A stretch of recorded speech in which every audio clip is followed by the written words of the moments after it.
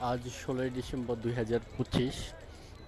বিগত বছরগুলোর তুলনায় প্রত্যেক বছর যেভাবে আপনার বিজয় দিবস পালন করা হয়, রাতের বেলায় সরকারি বেসরকারি স্থাপনাগুলা রাতের বেলায় লাল সবুজ লাইটিংয়ে সুসজ্জিত করে রাখা হয়।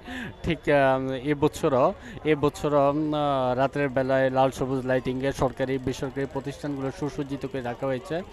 এটা হলো সংসদ ভবনের অবস্থা। বর্তমান সংসদ ভবনের আপনার এই যে বাহিরের অবস্থা, চতুর্দিকে লোকে লোকারণ্য মানুষে ভরপুর। মানুষে বিজয় দিবস উদযাপন করার জন্য, আনন্দ উপভোগ করার জন্য সংসদ ভবনে এসেছেন।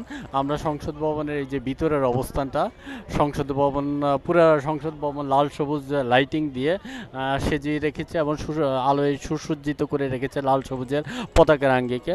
ঠিক বাহিরের অবস্থানটা আপনারা দেখতেছেন, পুরো লাইটিংয়ে সুসজ্জিত করে রাখা হয়েছে।